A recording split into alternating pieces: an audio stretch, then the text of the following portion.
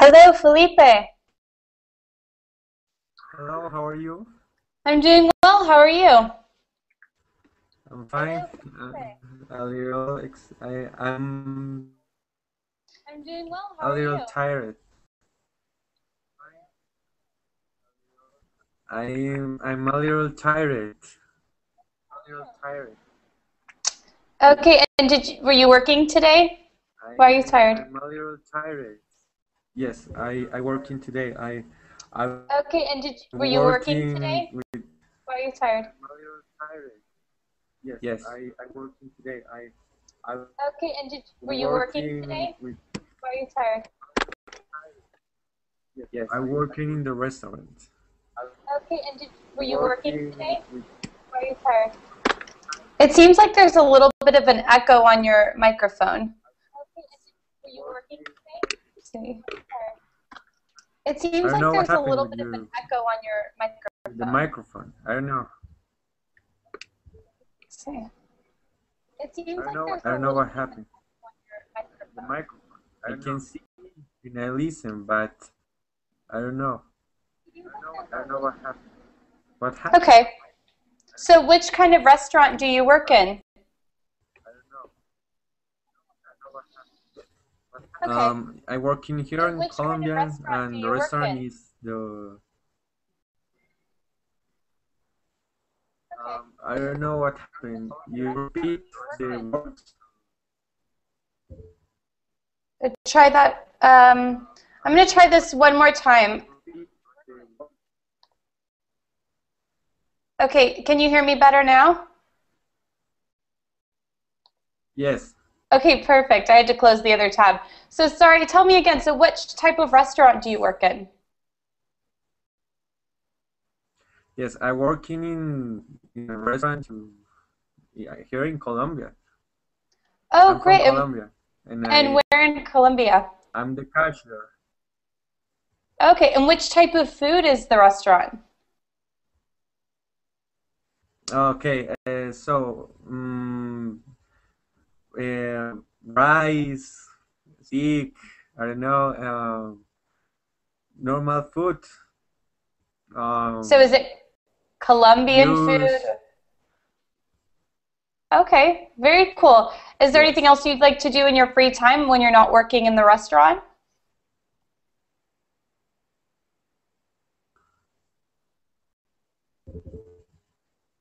Felipe, what do you like to do in your free time when you're not working in the restaurant? Okay. Okay, yes. I studying in the university. Okay. Yes. And what are you studying? I have a mechatronic engineer. Oh, wow, engineering. That must be a lot of studying, right? Yes. And I have a band. Okay. I like to guitar. I love read. read books of love. I don't know. Oh, you like to write. You enjoy writing. In Spanish, I assume. What? You enjoy writing in Spanish? Yes, I write in Spanish because I don't have I am learning English. Well, I'm sure you'll have enough in a few months to write in English as well. Yes. It's very similar. So I love. Go ahead. No, I said Spanish and English. I teach Spanish as well, so it's very similar in a lot of regards, especially in pronunciation. So that's exciting. Who else do we have in here today? Let's see. I think you're the only one so far. So tell me a little bit more. How long have you been studying English for?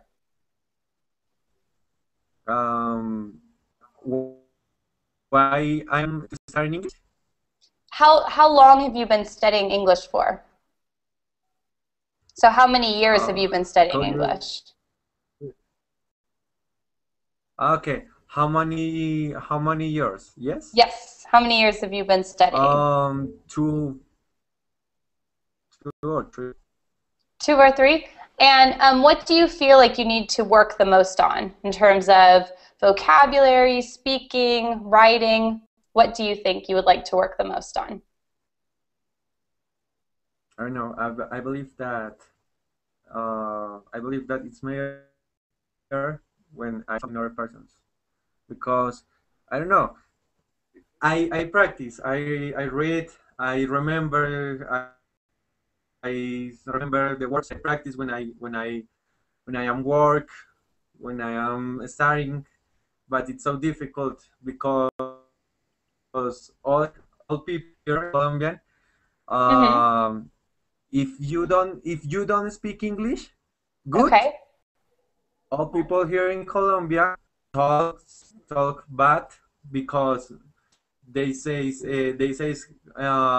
come on, you don't speak English. I don't need to speak English because it's not necessary. I say, come on, I need to practice. Please speak with me. But they say, no, it's not necessary, and it's not my problem to learn English. Because I prefer look for other parts, for example. Okay, so you're saying there are not many people to practice with in Colombia and to practice English? Yes. Okay. Well, I'm sure, has this been a really good experience for you? Have you found a lot of people to practice with on Verbling? What? Can you repeat? Sure. Have you found a lot of people to practice with on this website on Verbling? Has it been a good resource for you? Okay. Other websites? Yeah, no, this website in particular. So how long have you been practicing on this website on Verbling? Okay, I practice in, I don't know if you know Buju, and I don't know here Verbling. Okay. And I have English for practice. I don't know on the major, but it's so. Okay, well, great. So what we're going to be doing today is working with vocabulary. So are you familiar with what a prefix and a suffix is? Okay. Are you familiar with that for the most part? I'm sorry, but the microphone is good. Oh, okay. Can you hear me a little bit better now? Why. Okay. So are you familiar with what a prefix and a suffix is? What? Have you heard of? Okay. So the prefix, why don't we go ahead and, did you get the link that I sent, that I attached to the class, the morpheme lesson? Morpheme? Yes. So I can go ahead and I'll share my screen with you to make it a little bit easier. But for those of you who are just joining now, I attached a document called Morpheme Lesson. So today what we're going to be doing is looking at different new vocabulary words and how we use prefixes and suffixes to determine what new words' meanings are. So I'll go ahead and share my screen with you. Okay. If you would like to go ahead and open up the document that I sent, you can do that as well. So let's see here. Let's see, share my screen. How is everyone doing today? Good? Good. All right. Okay. Let's see. Desktop, start screen share. Okay, great. Can you see my document that I'm showing now? Yes. Okay, perfect. So what I wanted to talk a little bit about today is morphemes. Now, are any of you familiar with morphemes? What a morpheme is? Where have you learned about it before? Form? My dad was a pharmacist, so he told me. Oh, okay. Great. So what we're going to be learning today is really going to help you in higher academic English. So if you are in the university or later on you are applying for a job and you need to know more complicated words, this knowledge is really going to help you. So a morpheme is basically the basic unit of written language. Okay, and we'll go into a few examples. Now, have any of you heard of what a syllable is before? Yes. Yeah. Great. So it's the basic unit of spoken language, right? So if I said the word happiness, I could clap 3 times, happiness. That's 3 syllables. So a syllable is the basic unit of verbal language, while a morpheme is the basic unit of written language.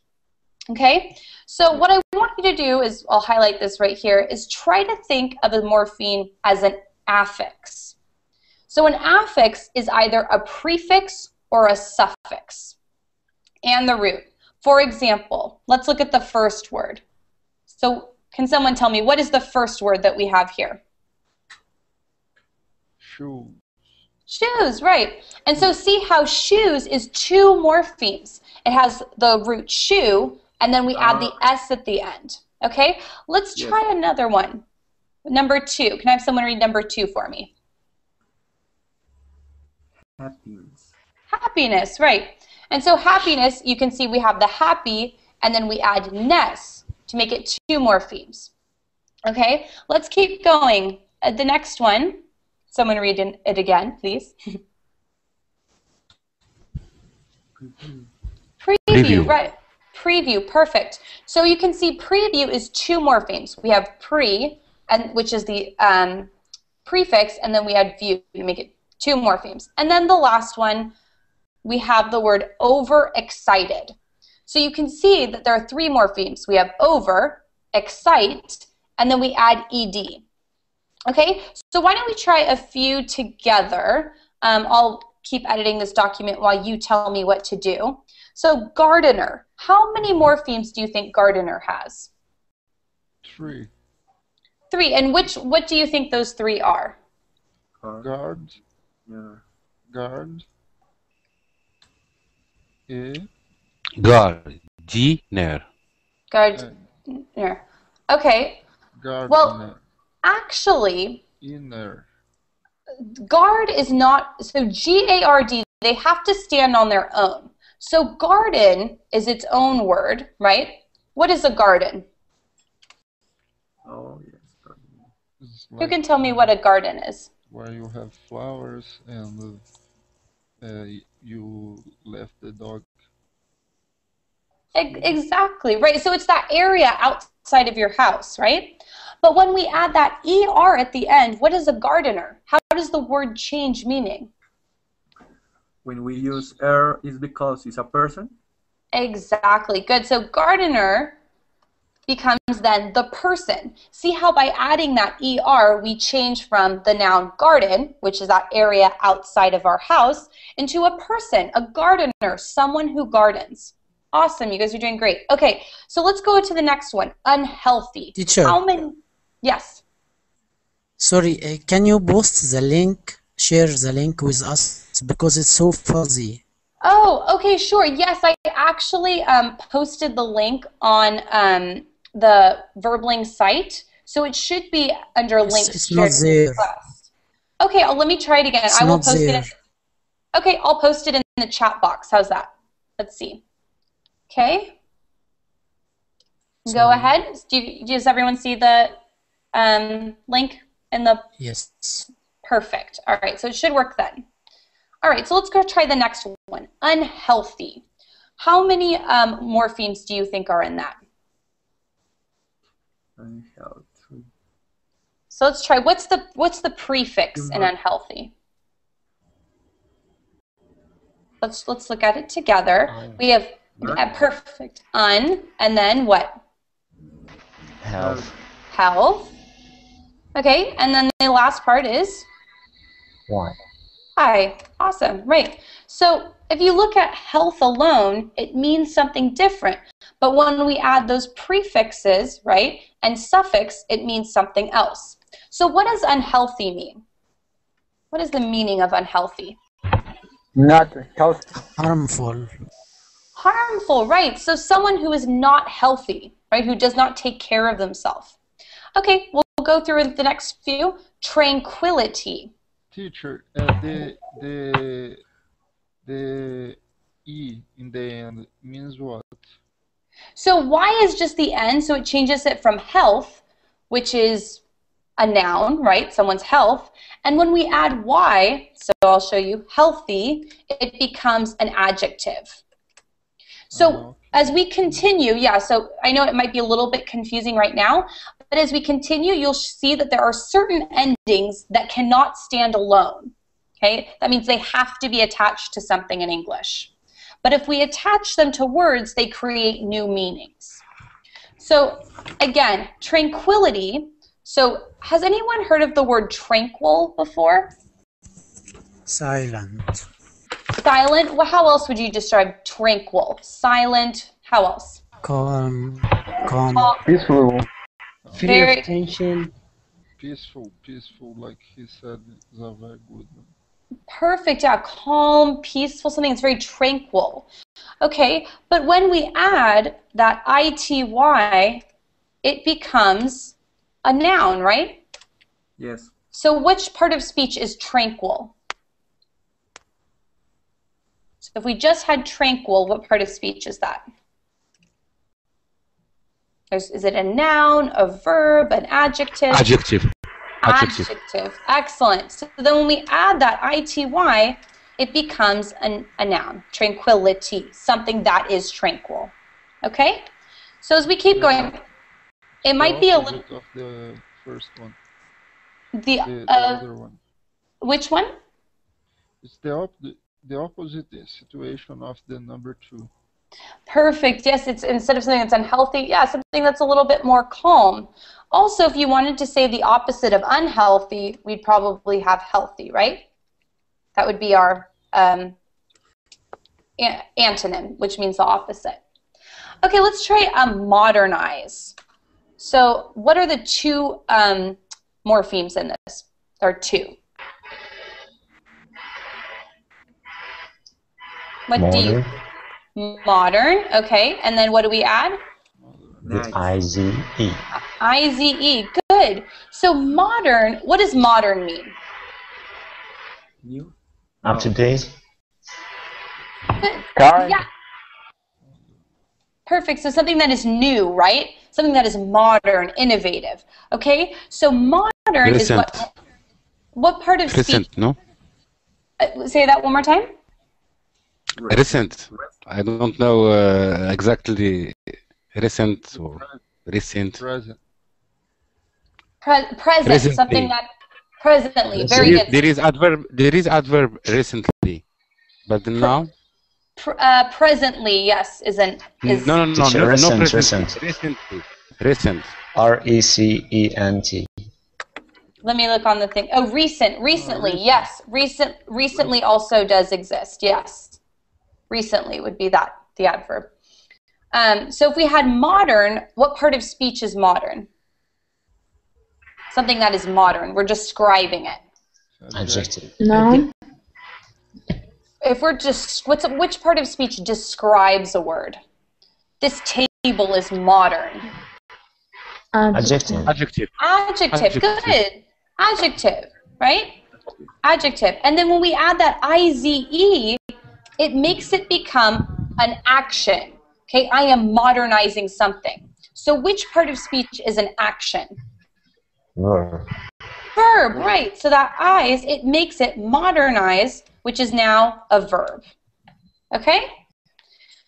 Let's try just a few more. Okay, so complexity. What are the two morphemes in complexity? Complete. Complex. Complex, okay. And ITY. Excellent. And then the ITY.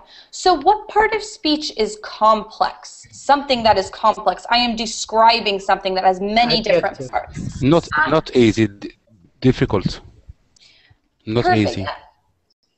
Exactly. So complex is something that is Complicated. more complicated, right? So it has many different intricate parts that make it one. So it's something that is very complicated, right? And then when we add the ITY, instead of an adjective, it's something that is concrete. So then complexity with that ITY becomes a noun because it is something that I am talking about that is a complexity. Okay? Why don't we do one more and then we can move on.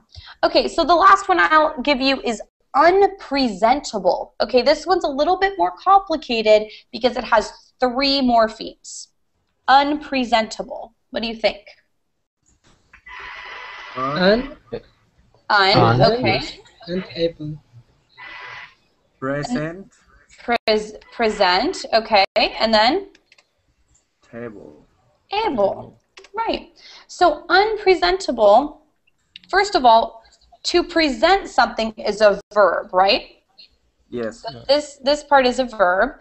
And then when we add the able, presentable makes it an adjective. Okay? So when something is presentable, what does that mean to you? Something that is presentable. Yes. It's acceptable. It's acceptable, good. What about to present something? You're presenting something to someone else. Show something. Perfect, to show something, right? So it's something that you are able to show. Now, when I add this... Good looking, no? Good looking, no? It could be good looking, right? So if you were talking about if I ask you to look presentable, I might ask you to wear nice clothing, right? Or to look nice so that you are presentable to everyone else. Like introducing, right? Like, yeah, when you're introducing someone. Good. All right, but when I add that un in front of presentable, what does that mean then? Negative. Negative. Excellent, negative. So how does the meaning change then? To the opposite meaning. It's non-presentable. Non-presentable, good. So that un is a different morpheme that makes it unpresentable. Okay, so let's just move on, just for sake of time. So now that we've practiced separating words into morphemes, and again, a morpheme is the basic unit of written language, okay? I want to teach you a few types of morphemes to recognize that will improve your vocabulary, okay? So the 2 types of morphemes are free morphemes, see where I'm highlighting, and bound morphemes. Okay, so a free morpheme, just like the word free means, can stand by itself. So let's look at some of these examples of free morphemes. We have book, cat, apple, lamp, green, and wheel. Those are all what type of morphemes? Free morphemes. Free morphemes. Can you guys think of any other free morphemes that don't have anything attached to it? They just stand by themselves? Yes. Ant. An ant, okay. What else? Ball. House. Present. Present. Like we saw before. Present, okay, yeah, good. Anything else? Time. Time. Good. Awesome. So you'll see, does this show up on the document? Can you see me typing? Yes. Okay, perfect. So Yes. Yes. it doesn't matter what part of speech a free morpheme is. It just has to be able to stand by itself. Okay? Are there any questions about that? No. No? All right, let's move on. Okay, so then we have, just like we have free morphemes, there are also bound morphemes. So bound morphemes cannot stand alone. They have to be attached to a word in order to make sense. Okay? So for example, if you scroll down a little bit and you can look at my screen, we have full, ly, ity, ness. So those are all suffixes, right? And then there's pre and tri. All these are bound morphemes. Okay, that means, again, that they cannot stand alone. They have to be separated to another word in order to make sense. Okay, so let's look. Are you familiar with prefixes and suffixes? Yes. Yes. Okay, great. So basically, prefixes and suffixes are bound morphemes, right? Because they have to be attached to something in order to make sense. All right? So that's the basics. Are there any questions? No. No? Great. All right, so this is where it gets a little bit more tricky. All right, and this is what I really want to teach you today. So the two types of bound morphemes, right? Prefixes and suffixes are derivational. Okay, I know these are big words, but I'll explain them to you. And inflectional. Okay? So derivational, see where I'm highlighting, is an affix, which means it's a prefix or a suffix that changes the part of speech and or the meaning of the word is attached to. So again, a derivational affix, which is a bound morpheme, will change the part of speech and or the meaning of the word it is attached to. So can we all look at the example? Garden. What do we add when we add gardener? When we add the ER, it becomes the word gardener, right? So does it change the meaning of the word? Yes. Right, and so how does it change the meaning? Yeah, like we said before, it's become a person. Perfect, right. So that means it's a derivational affix. A derivational affix is going to change either the part of speech or the meaning of the word, or sometimes it changes both. Okay? Now let's move down to inflectional. Okay? So an inflectional morpheme is an affix that does not change the part of speech or the meaning of the word it is attached to. Okay, so it is the opposite of derivational. So let's look at the example, the word girls. What are the two morphemes in the word girls? Girl. We have, And S. excellent, girl and S. So the S does not change the meaning or the part of speech, right? So when I add that S to girl, what does it do? Make it plural. Excellent, yeah, it makes it It's plural. plural. Plural, right, so it's more than one girl. But does it change the part of speech of the word?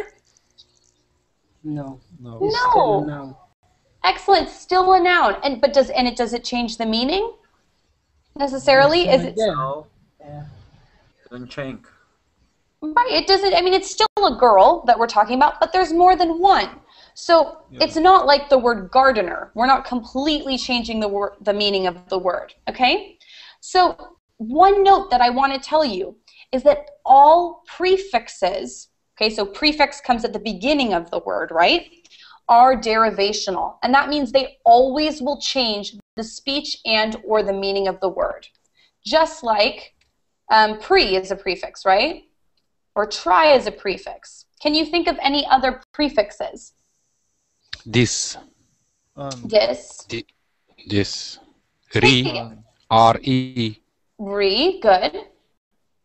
So again, look at how all of those are going to change the meaning, they will change the meaning of the word, right? So if it's a prefix, it'll always be derivational, right? Which means it's going to change this part of speech and or the meaning of the word.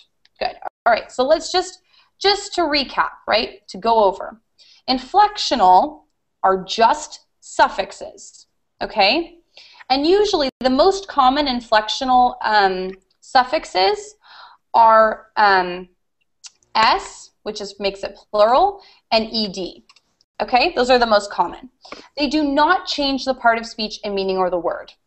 Then we have derivational, which are suffixes and prefixes, and they do change the part of speech and or the meaning of the word. Okay, so what I wanted to do is I wanted to go back to those original words we worked on, and I want to see if we can determine whether the attached morphemes are inflectional or derivational. All right, so let's go over this. So first of all, let's separate gardener into two morphemes. How would we do that? Garden. Garden, okay. Plus And er. Perfect. Okay, so let's concentrate on Okay, so would be a free morpheme or a bound morpheme? Can it stand by itself, or does it have to be attached to the word? Bound. Bound. Good. So let's do ER. It's a bound. Is bound. Okay. Bound. Is it inflectional or derivational? So let's look back. Remember, inflectional doesn't change the part of speech or meaning, and derivational does change the part of speech or meaning. So which one would you say it is? Derivational. Excellent. Derivational. And why is it derivational? Because it changed the meaning. Because change the meaning. Excellent. It changes the meaning of the word. Okay, let's go down to unhealthy. Unhealthy. What are the three morphemes in unhealthy? Un. Okay. Health. Health. Health. All right. Y. And E. And why? Right. And why? So let's first concentrate on un. Okay. Let's look at un down here. Okay, so is un a free morpheme or a bound morpheme? Can it stand alone, or does it have to be attached to something else? It's bound. Bound, awesome, good. It's a bound. Bound morpheme. And is it inflectional or derivational? Does it change the meaning of health, or does it keep it the same? It's a It's derivational. Right, derivational, right? Derivational. Because instead of something being healthy, it becomes un, right? Perfect.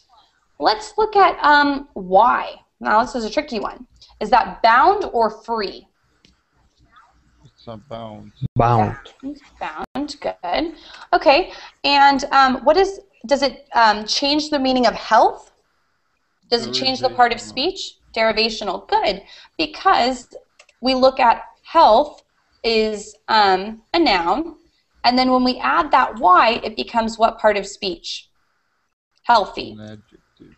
Adjective, good. All right, you're getting the hang of this. Okay, let's try the next one. Tranquility. Tranquility. What were the two morphemes in that? Trank.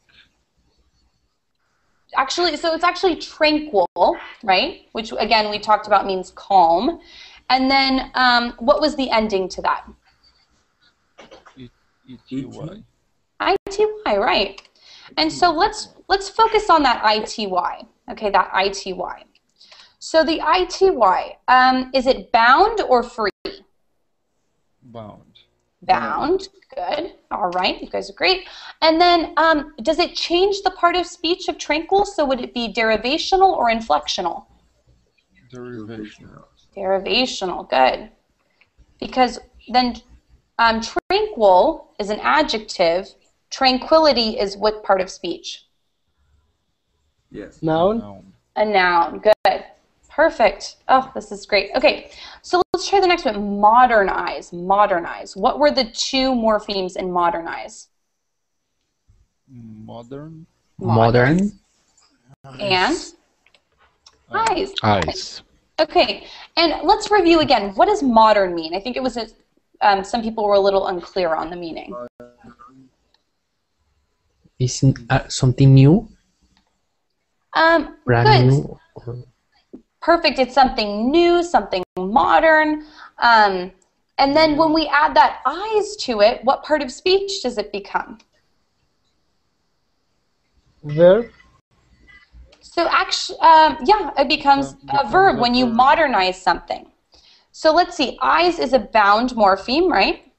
And is it inflectional or derivational? Yes. Derivational. Good. All right, now here we're going to change it up a little bit. Boys. So what are the two morphemes in boys? Boy and S. Boy And and S. S. Okay, so here, let me ask you this. Is boy a free morpheme or a bound morpheme?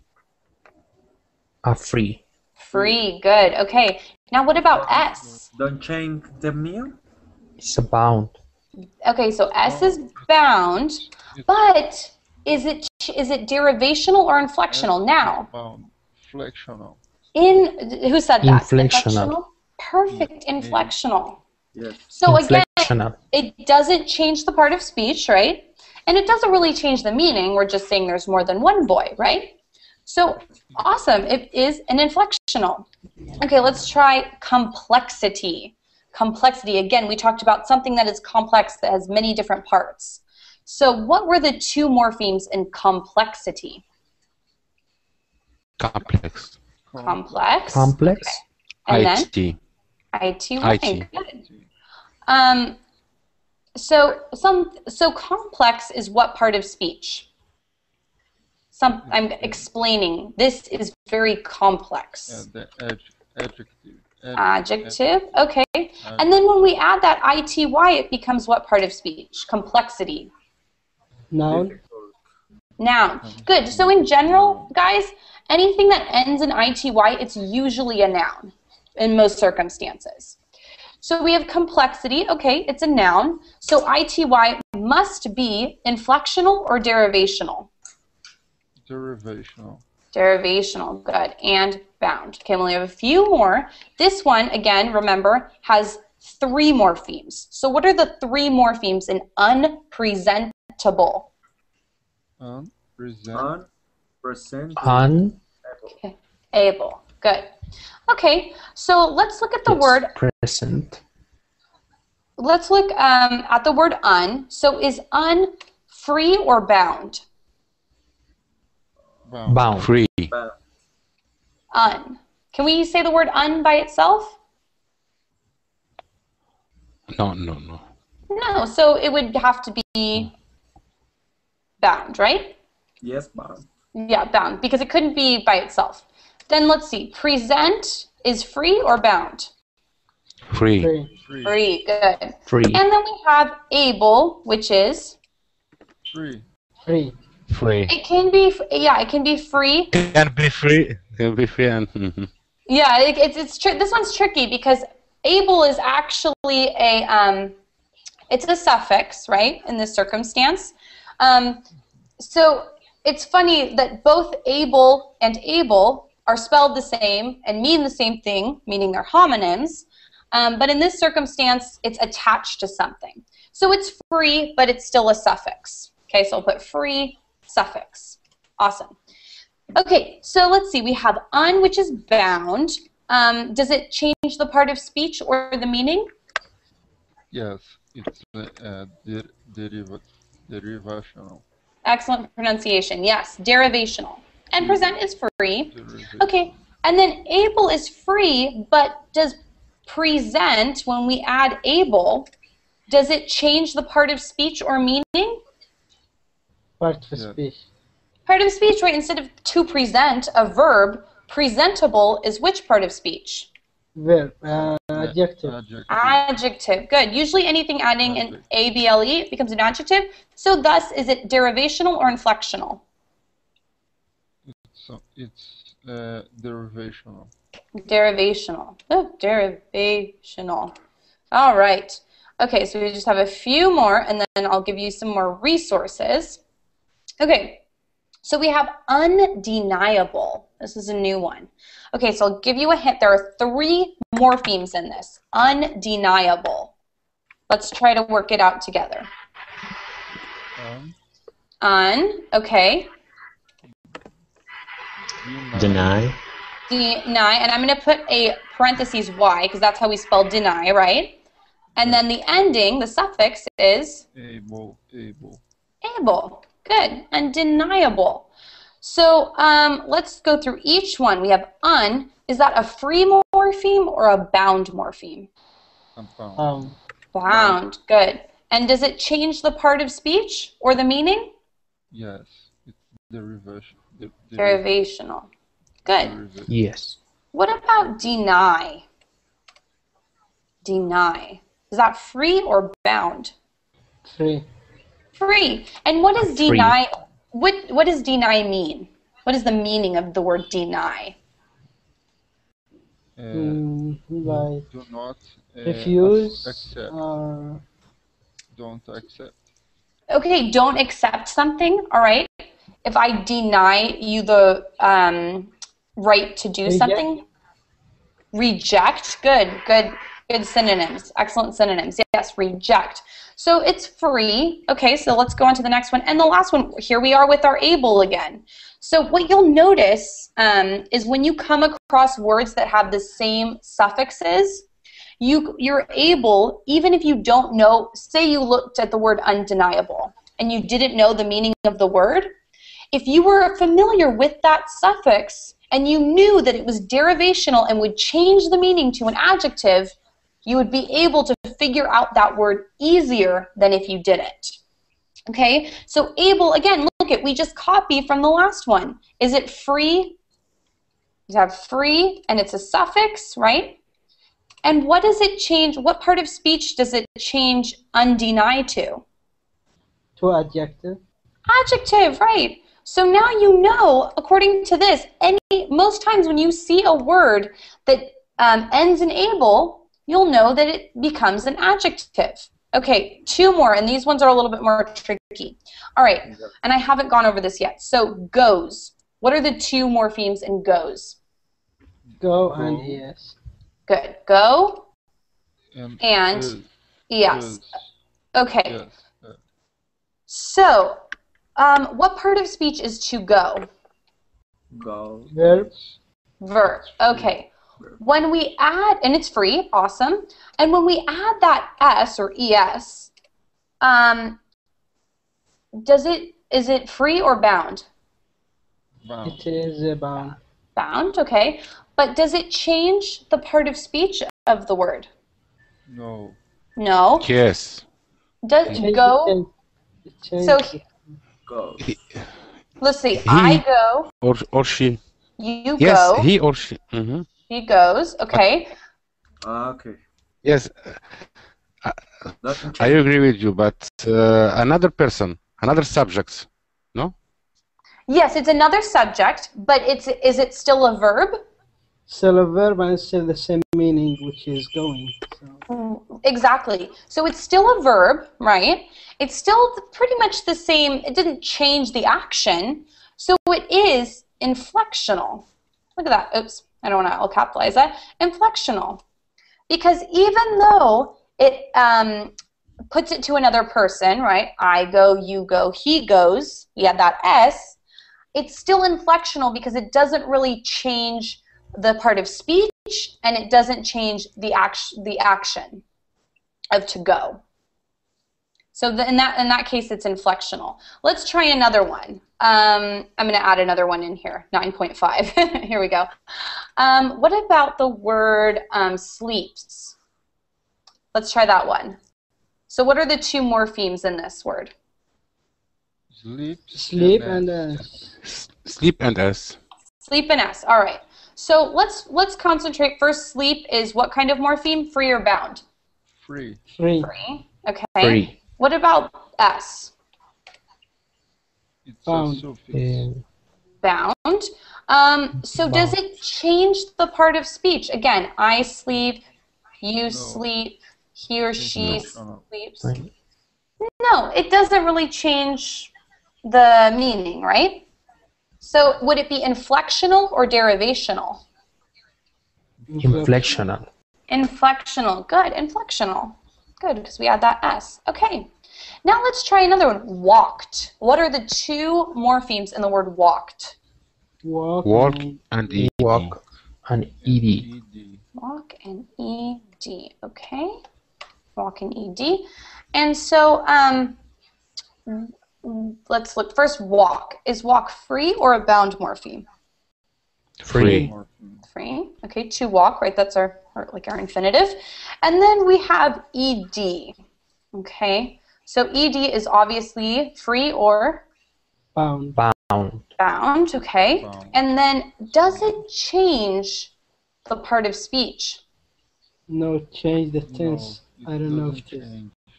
It changed the tense, but did it really change the meaning? Is the action to walk still the same? Yeah, but in the past, no. In the past, right. So in this circumstance, it's still inflectional, actually. Teacher, I have a question. Yes, go right ahead. So I don't know. I don't understand when we use how I know or how I can know where when I can use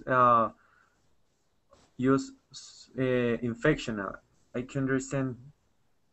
Okay, so you use inflectional when it is an ending, okay, that does not change the part of speech or the meaning of the word.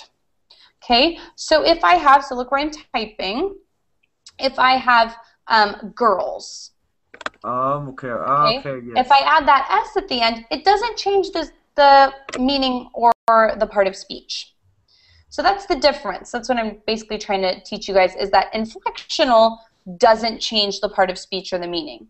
Derivational does change the part of speech and meaning. So again, even though this is ed and it changes it to the past tense, right? I walk, and in the past I walked, it's still the same action and it's still the same part of speach. Okay. So it's inflectional. Yeah, I know it's a little bit tricky, but Yes. yeah, it's still inflectional in that circumstance. Yes, Yeah. that's easy.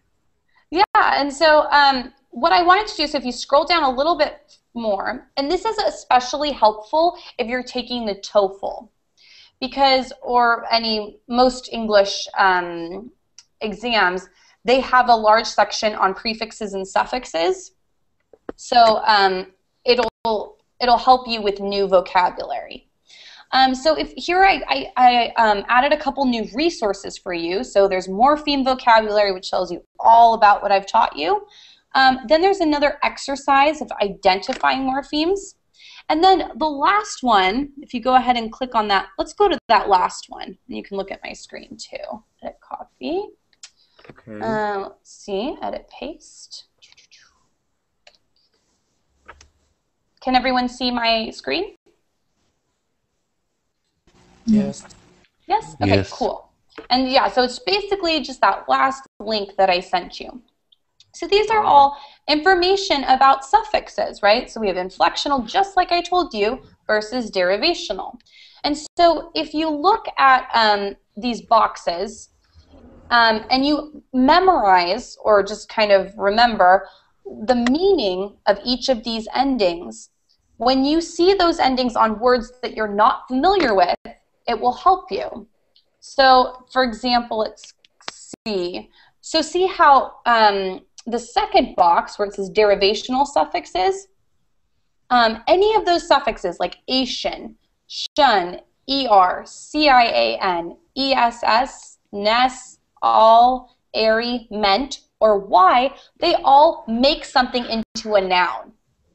So do you see those examples where it says exploration, hesitation, persuasion, right? All those are derivational suffixes, so they're derivational endings, but they make that word into a noun. Does that make sense? Are there questions? Yes. Is this... Ness, S and ness, goodness, sadness. It's not an adjective, goodness and sadness. let's see. It's not in there. It's like more sad.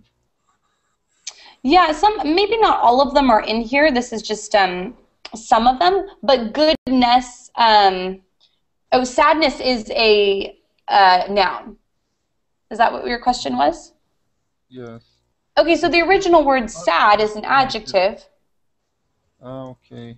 And then when we add ness, it's sadness. It's an abstract concept. So we're talking about sadness. It's a noun. But when I say I am sad, it's an adjective. So I am sad. That's describing myself. Okay. In this sadness, it's like a noun. It is a noun, yes. So whenever, what I'm trying to show you is that, see all these suffixes over here? Whenever you see that suffix and it's attached to a word, it makes that word into a noun. So if you see the chart here. Then the same thing with adjectives. When you add ly, for example, to brother, brotherly, it becomes an adjective. See, but you have to be careful with ly because it's the same with adverbs a lot. So helpful, if it's already an adjective, it becomes helpfully, which is an adverb. And then again, ize makes it a verb, like private, privatize. That changes the adjective into a verb. Are there any questions on any of these? Where is the prive? Oh, so if you scroll all the way at the bottom, so where it says verbs. Privatize. Right, and so that's a good word too, because when we're talking about the public, right, what the government owns versus the private, what individuals own. When you privatize something, right, that means that it goes from that an individual has power over that. So it's privatized, which is a verb, which means it's in an individual's power. Okay, it becomes an adjective. And yes, it becomes a verb, so to privatize. So private is the adjective, right? And then when we add ize, it makes it into a verb. Okay. So if you look at this chart, again, this is really great to know these suffixes. It will make it into, so where it says making, if it's made into a noun, right? If it's made into an adjective, or it's made into an adverb, or a verb. Teacher, if you don't mind, I need an explanation about word. Which word? About brotherhood. Brother. Where is that? Let's see. It's not here. I was just wondering. Oh, brotherhood. So let's see. I'll go back to my Google Doc. Let's see. So you said HOOD, like that? Yes. Yes. Okay. Perfect. So we have brother, right? And then we add hood, and it becomes brotherhood. Okay. So let's dissect this. Okay. So brother is a free or a bound morpheme? It's free morpheme. Free. Okay. Then we add hood. So in this case, it's a bound morpheme. Okay. Then we have brotherhood. All right. Hood obviously is. Does it change the part of speech of brother? I was wondering about this. Good. Okay, so it's derivational because brother is a noun, all right, and brotherhood is a noun. However, brotherhood means something different than brother. Brotherhood is a group of brothers. It's like an organization of sometimes people that are not related, but they form this kind of community, which they call a brotherhood. So, for example, in the United States, there are organizations called fraternities. Mm-hmm. Okay, and fraternities are brotherhoods. They're people that come together and form this organization that is a brotherhood. So what it means something different, but it's the same part of speech. But it's still, one more thing I'm going to say really quick. Derivational changes the part of speech and or meaning. Okay, so it could be one or the other or both. Okay, thank you. That's what I want. So sorry, was somebody else trying to ask a question? Yeah, about hood, it's why it is bound. I think it's free, it can stand alone. Because it depends on, so there are things in English called homonyms, which are spelled the same and mean the same thing, but so you could talk about hood as in the hood of a car, right? So that's the top of the car, or the hood of a sweatshirt, right? So it's that thing that goes over your head, a hood. But in this case, it means something different. So in this case, it's talking about a unity. So hood in this case means a type of unity. So even though it's kind of like, I'm trying to think of another example. So there are certain words in English that are spelled the same, but they mean something different. Like hood and hood, let's see, hood versus hood. Trying to think of one off the top of my head. I'll have to get back to you on that. But there are words in English that are spelled the same, but they mean different things. So there's two meanings. So there's hood, which is like unity of something, and then there's also hood as in like the hood of a car, the hood of a sweatshirt. So it's a different, it's spelled the same, but it's a different meaning. Does that answer your question? Yeah, no, it's clear. Yeah. I remember them. There are many of them, but I can't think of any right now. Exactly, me too. I know. I'm thinking off the top of my head, but they're homonyms basically. So they sound the same, but they mean different things. Yeah. So yeah, you can go ahead and explore these different sites. Yes. Yeah. Brother is a noun, and brotherhood is a noun too. Yes. It doesn't have to change the classification to be derivational, no? It didn't change the part of speech, but it changed the meaning. Just change the meaning. Exactly. Okay. So adjective verbs are not named by part of speech. That's it. Yes. So if you're looking, derivational endings will change the part of speech and or. That's why I put that and or there, and or the meaning. So that means that it can change the part of speech of a word, or it can change the meaning of the word, or it could do both. So it's not, it doesn't have to be both. One or the other, or together. Okay. So again, brotherhood, it changes the meaning, but not the part of speech. But because it changes the meaning, it's derivational. Okay. Yeah. Thanks. Are there any other questions about that? I know this is some pretty advanced stuff, so I'm really proud of you guys. It's tricky, I know. I can add S for brotherhoods. Brotherhoods. Okay, yeah, let's look at that. Let's look at that. So look at my document. I'm typing up in here. Okay, so we have, let's see, brotherhoods. Okay, brotherhoods. Okay, so we have 3 morphemes here. What are our 3 morphemes?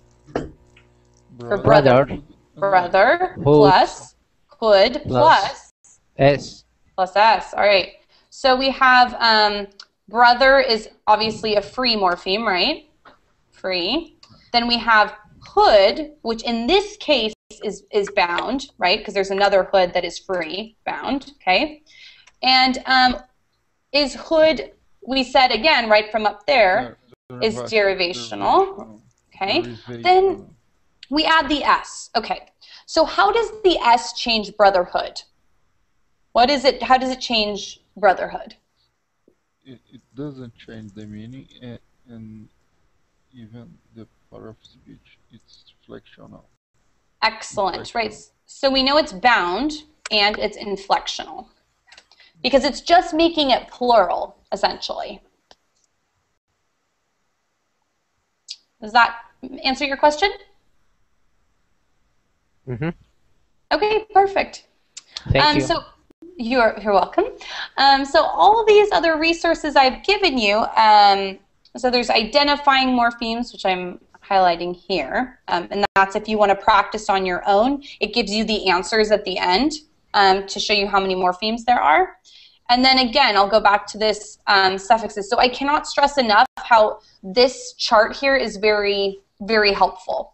So especially even for native English speakers, if you come across a word that you're unfamiliar with, it can be really helpful if you know that every time I see A-T-I-O-N, it will change it into a noun. So if I knew what the word explore means, but I didn't know what the word exploration means, I would know that Asian changed the word into a noun. So what do you think is the difference between explore and exploration? What does explore mean? Explore, I think it's a verb, and exploration is a noun. Perfect. And what does it mean? What is to explore something? Explore, to find something. Perfect, to find something, right? To go on a journey, to look for something. Yeah. Now, when we add the Asian, what part of speech is it? It's noun. Noun, perfect. So we're talking about the journey itself, right? The exploration to go and find new lands on a boat, right? We're going on an exploration. Let's look at the same thing with hesitate. What does the word hesitate mean? Hesitate means you can tell me, don't hesitate to ask me. Perfect. Don't pause, right? Yeah. Just go right for it. Don't pause for it. So then when we add that, so it's what part of speech is hesitate? It's verb. Verb. So when we add that Asian, it becomes? Noun. Noun. Good. I just want to try a few more on this chart to make sure it makes sense. Yes. Can you do running? Running. Sure. That's a good one. All right. Let's go up here.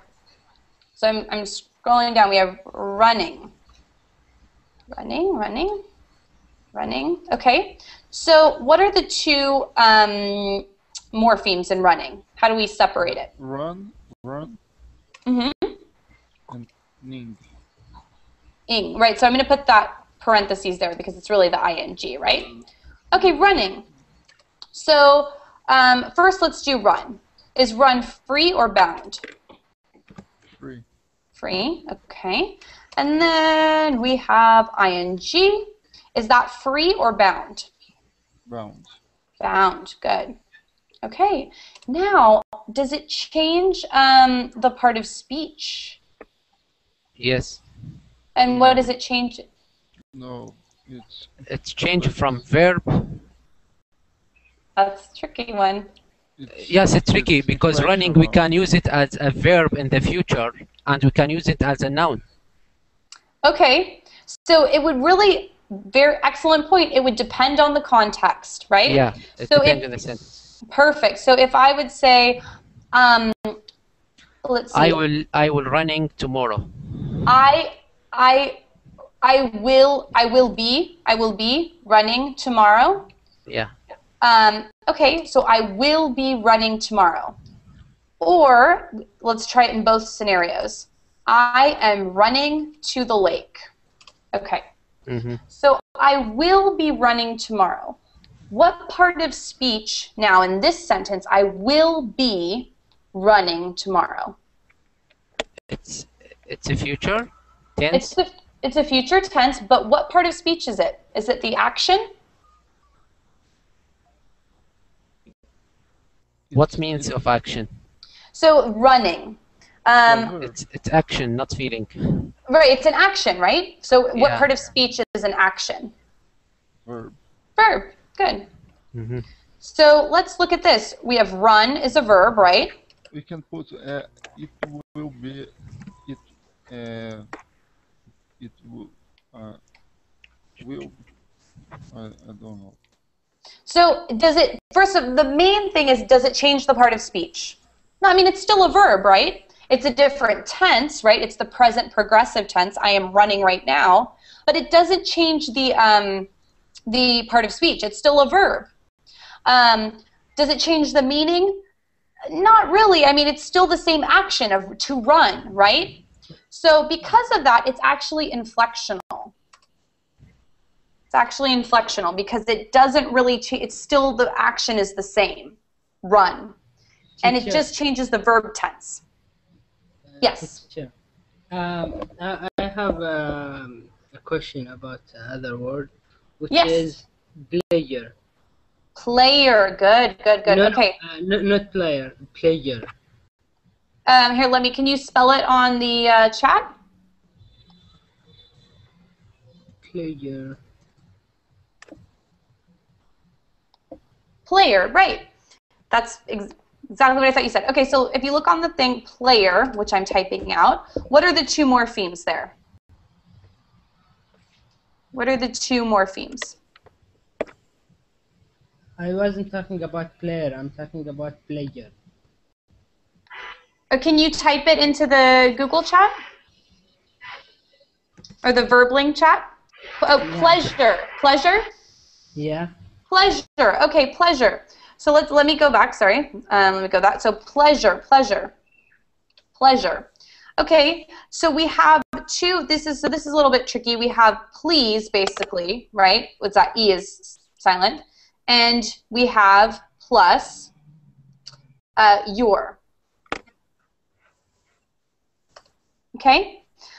So please is obviously I'll just do this really quickly so you make sure we get this, is free or bound to please someone? Free.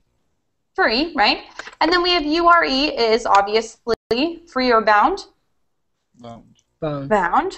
Okay, so does it change the part of speech? So to please someone versus pleasure. So to please is a verb, right? What about the word pleasure? What part of speech is the word pleasure? Noun.